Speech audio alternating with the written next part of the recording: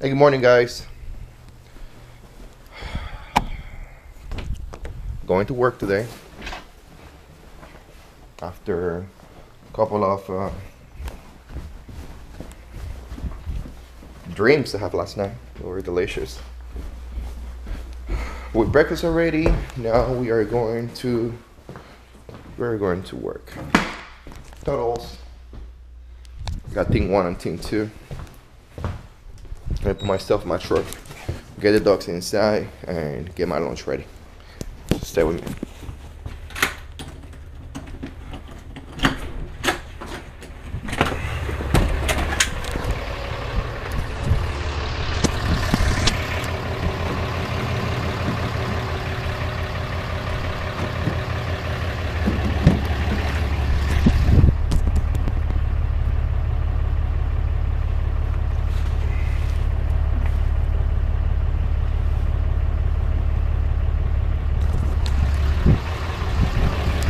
Be back.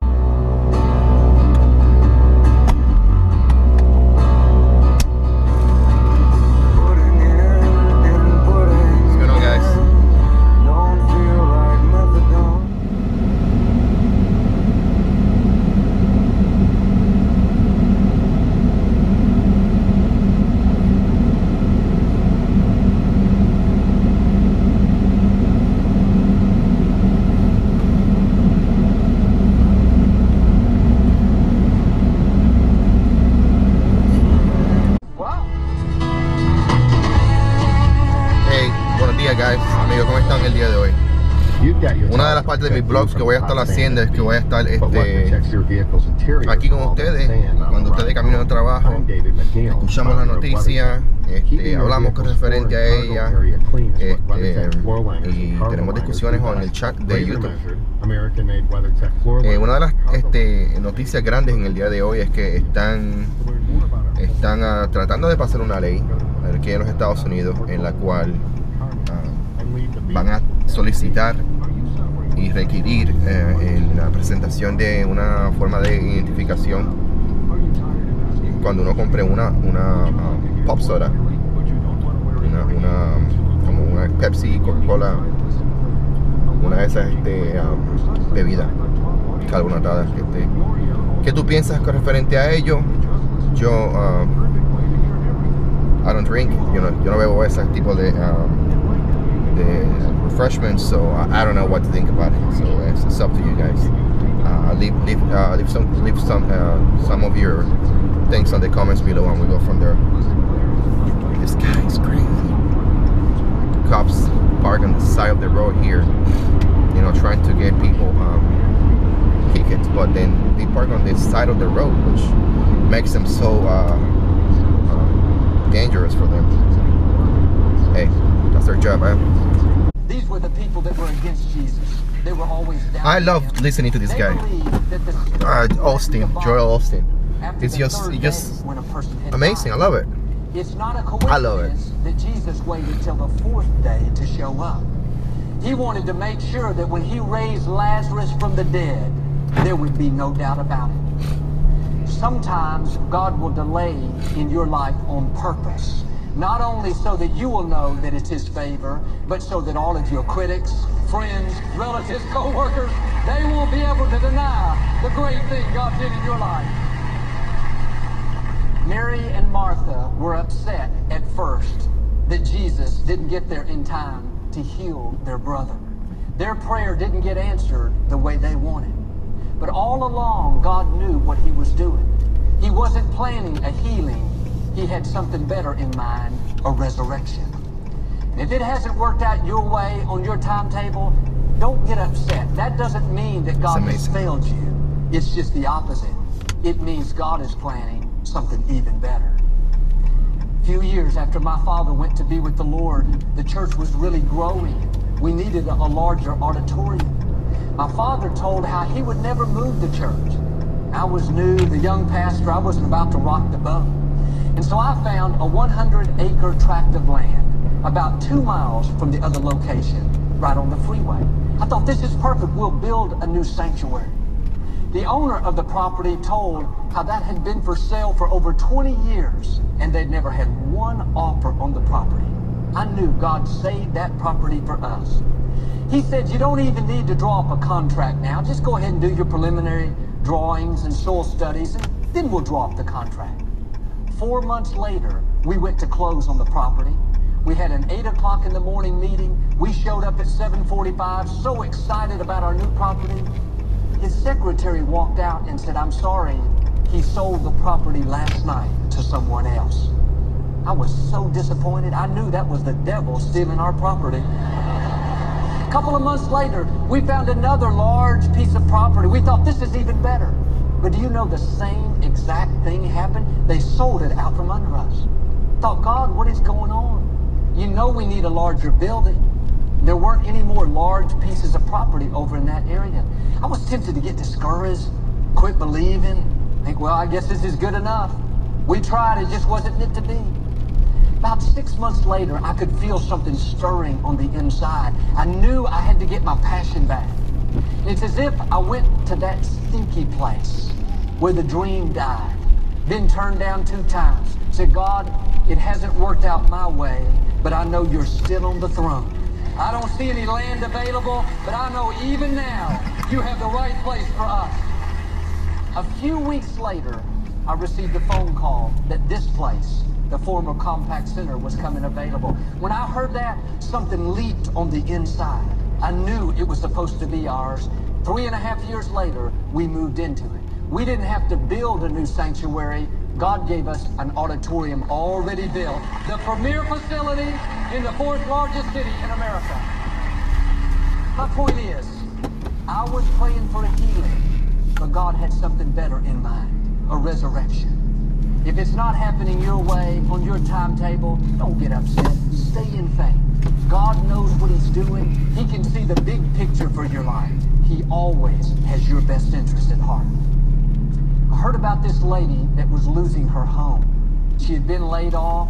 She prayed and prayed that she'd somehow be able to make her payments, but unfortunately she couldn't do it. Eventually her hand heard me.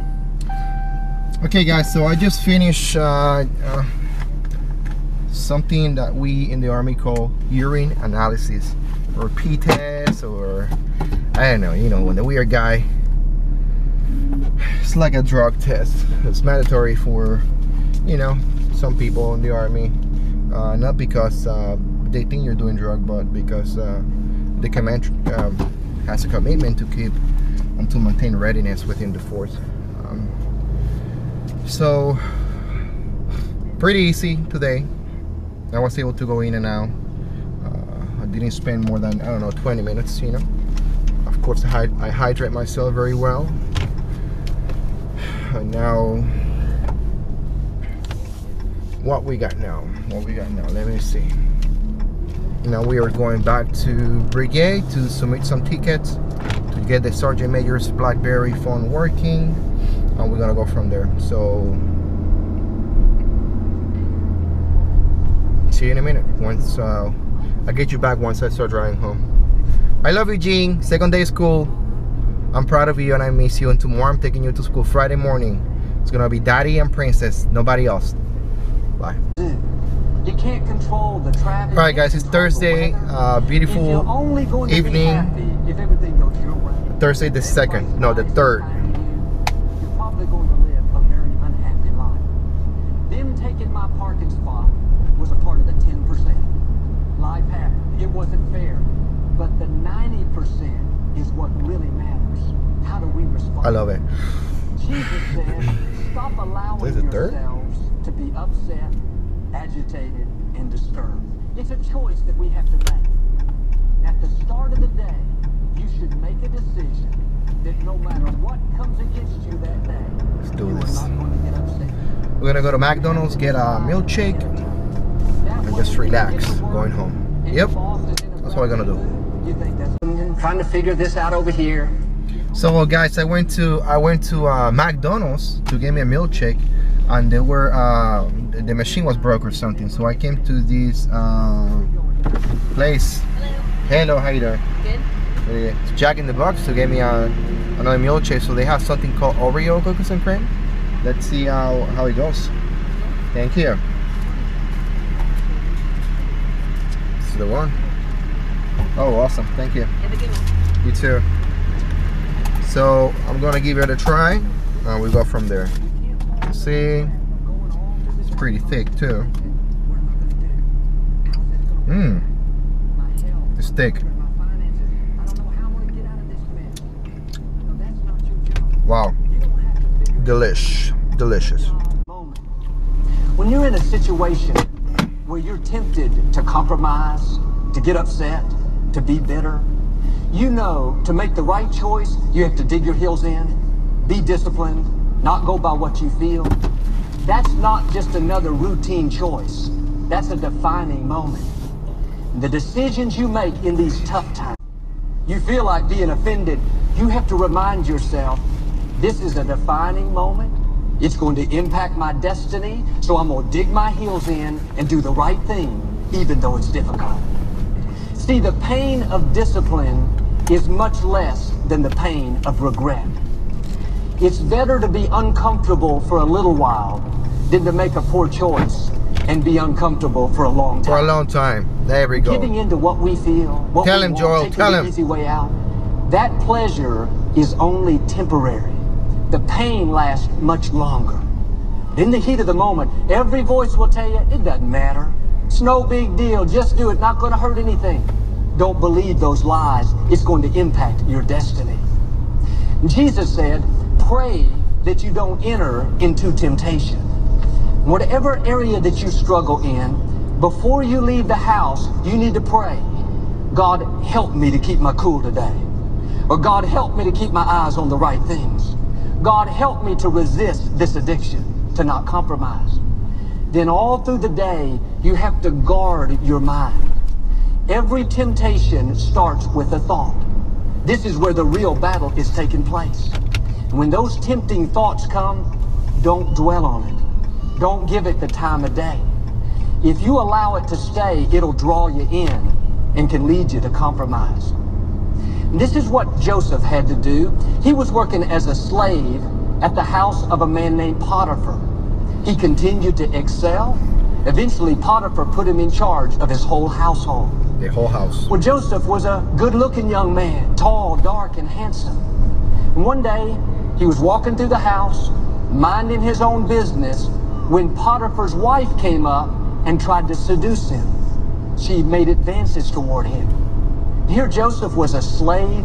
He'd been betrayed by his brothers, thrown into a pit. He could have thought, God's forgotten about me. What's it going to matter if I compromise? Besides, it's her idea anyway. I'm tired of being stuck as a slave. I'm ready to have some fun. He could have let his guard down, taken the easy way out. But he didn't do it. He realized it was a defining moment. He wouldn't compromise. She grabbed him by the sleeve and pulled him close. The scripture says he tore himself away and took off running. Notice how determined he was. Sometimes to stay on the high road, you have to take drastic measures. I know it's not very macho to run from a woman, but you got to do what you got to do. When he turned and ran away, she ripped part of his coat off. She lied about him. She falsely accused him. Joseph went to prison, but when it was all said and done, he was put in charge of all the affairs of Egypt. What you do in your defining moments will make you or break you. If Joseph would have taken the easy way out, given in to the temptation, I'm not so sure he would have made it to the throne. God would have forgiven him, of course. God always gives us another chance. But to reach your highest potential, you have to pass these certain tests. And the scripture says to run from temptation. It doesn't say to just casually get away, be careful, watch out. God specifically says run. There's a sense of urgency. This means don't play games. Your destiny is at stake. That person at the office that's overly friendly toward you, they're making advances. God has a word from the Lord for you today. Run. Joel, I'm not going to do anything. I just like the attention they give me. No, if you mess with fire, you're going to get burned. Hey, baby. Hey, mommy. Daddy. Yes. Daddy. Baby. ¿Le va a dar comida a los perros? No traí comida a los perros. Tengo que salir a comprarle. Oh, okay. Okay, just wanted to let you know that, honey. I love you. I'm going home. I'm almost home. ¿Cómo? I'm almost home. Okay, honey. I love you. Talk to you then. Are you home? Of course, honey. I'm cooking. ¿Qué? I'm cooking. But you told me that you're not gonna cook. I know. I was giving you a hard time. Quería ver si me ibas a responder. I brought food, Mom. ¿Ah? I'm bringing food, Mom. ¿Cómo es, mi amor? Kid, I got food for you. Oh, you got food? Oh, so let's wait for Daddy to see what he brought. I love you, honey. Love you, Mom. Okay. Compromising situations as quickly as you can. God will give you the grace to overcome what you can't get away from, but He won't give you the grace to overcome what we can get away from. Sometimes we keep falling into the same temptation, the same compromise again and again. It could all change if we would do our part and get out of those situations. One time David was at home and he'd been resting. You don't have to figure it out. If you just keep. Hey guys, so I'm going back home. I just got come back to this range here in Lacey, Olympia. Pretty good, you know. It was clean. It's out of ASIC 103. It was clean. It was kind of empty. And they have some good facilities. So if you ever here in West Olympia, get off on exit 102, and it's gonna be on your left side as soon as you get there. Pretty sure, and it looks pretty nice. Alright, traffic. Miles. Hey guys, what's going on? I'm more connected to myself. So I just good morning. Love you, Gene. I just got back from the post office. Went to ship some items I saw on eBay. I sent a pair of shoes, motorcycle riding boots. And USPS charged me $14.27 for 2 pounds and 14 ounces packet. With tracking and expected delivery in a week, which is not bad, you know. I charged on the auction $55 for the shoe plus shipping. It's like $60. I paid $90 for the shoes after, you know, a couple of years of use. I think I got a good price, you know, on the sale. I need to pay more attention to the shipping, to these shippings, how you call them, shipping prices, because they add, you know, once you put one and one together, they start adding up, you know, they start adding up. So hey, now we're going to the gym, and I hope to have a nice workout. See you guys in a minute. Bye. Okay guys, back to my vlog. What do we have today? Day one of back to the gym. I'm gonna tell you about my workouts, and then my weight, kind of to keep a vlog, you know, and so I can check on myself, progress and everything. So I came into the gym, didn't weigh myself, which is fine, you know. You're not gonna lose 100 pounds in one workout. But what can I say? Came in, warm out. I did warm out. Yeah. I'm sorry, I did warm up. That's what I'm trying to do. What I'm trying to say. I warm up. After warm up, stretch my back, my legs. Put a YouTube video with some spinning classes that I like. I did. It was a 50-minute workout. I did how many minutes? I did 40 minutes. After that, I went to do some rowing, wall balls, double unders, kettlebell swings. You know, I posted a link on YouTube today with the workout, and it took me like an hour, 20 some minutes. It was intense. But then I've been suffering from this. I'm not suffering. I've been having this freaking how you call it? I've been having this vertigo. You know, it's combined with a little PTSD, and then all the things that I, you know, after 13 years of service in the Army, I got. You know, all these years I've been fine, no issues, no problems. You know, I have a beautiful life. You know, family is great, my daughter is great. I got no problems. Work is great. You know, finally I work with, and I will say with when I first joined the Army, I worked with a great team. And when I was finance, then I start after I changed my MOS to signal and transportation, I worked with a bunch of dumbasses. You know, as an overall was word dumbasses. Finally, after I got to JBLM working for 201st BFSB, I'm not sucking, you know.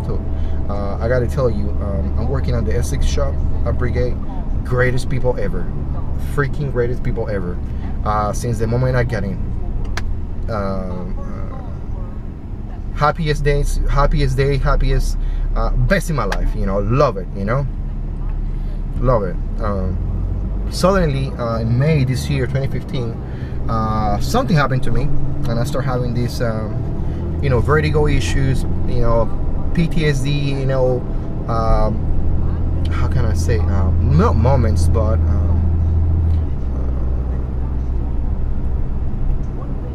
well, yeah, you know, I get some moments, you know, where I start thinking or see things or bad dreams. So I got, you know, diagnosed with this sleep apnea. Now I need to sleep with a machine because, you know, looks like I stopped breathing during the night. Ridiculous. I never noticed it, you know. I have to get a study, you know, to be diagnosed with that thing. Which, hey, I'm proud of it. You know, I serve my country. If it's something I got from you know, related to deployments, whatever the case may be, hey. You know, I did my part at least. I just want to be healthier too, you know, spend more time with my daughter and my family. What can I say? So, you know, today, back to what I was talking about. Today I start working out, you know, again after, you know, I took a break, you know, 6 months to, you know, reset my whole body. And I think I thought I have everything under control, but after I finished my workout, during the workout, everything was perfect. You know, I was pushing myself. I was on that groove, on that moment, and everything was good. But then I came across, you know, I went to finish my workout, stretch out my body, I did my roller, went took a shower, and then when I went to the shower, went to the locker, so I'm feeling my, you know, a little bit dizzy again. And I'm like, what's going on with me? So, sit down in the truck, talk to the lady. I tell them, hey, this is what's going on. This is how I feel. I got a couple things, so, you know. So I seated on the truck for about 20 minutes until everything was like back to normal. And I'm super healthy, you know. My cholesterol's good. My heart is good, my brain is good, everything is good. I've been to the doctors, and they're telling me there's no cancer, there's no plaque on your arteries, there's nothing on your heart. You know, the only thing they see is the PTSD and the sleep apnea. And you know, it's kind of difficult. It's kind of difficult, you know, feeling this way because you know, for more that you train in the Army, you know, more exercise you do, you know, you can be as fit as you can, you know, you can be as fit as you want, but if you know, the body is something that keeps a memory, and you cannot reset your body. You know, once you have once an event occur in your body, in your life, it's gonna stay with you forever, you know. And you can try to bury that event into your memory, but it's gonna stay there. It's not gonna disappear. It's like breathing, you know, something that is encrusted in your brain, in your memory, through millions and millions of years on your genes. So you never forget how to breathe or how to or your heart. You never gonna forget. Your body never gonna forget how to pump, you know, heartbeats, you know, how to have a heartbeats. So it's kind of crazy, you know. I know I jump from one subject to another, but you know, I got so many things on my mind, and I don't know how to blog yet, or blog perfect. I hope that my blogs get better with time, you know. One more time, what I was trying to tell you today is day one of my workout. You already know what I did. I weighed 236 pounds. My goal is to go to 200 very fast, and then go to 190 once I rip. I'm pretty sure I got, you know, about 36 pounds between fat and water in my body. I know I can take care of those 36 pounds, and after those 36 pounds I can rip 10 more pounds to 190. Maybe go down more, but I don't want to push myself to the point of, you know, having another episode. That's what I was trying to say at the beginning. So today is the 5th September. I hope my goal is to be in 200 in 30 days. 36 pounds, 30 days. It's not impossible. It's not impossible. I keep you posted. And then we're gonna go with meals. I'm gonna go over the meals. If you have any suggestions, hey, shoot me the suggestion in the YouTube, under the YouTube comments. Let's get a community going. Don't forget to subscribe. Don't forget to like the page, the video, so I can get paid for this. You know what I'm talking about. All right, later. Bye.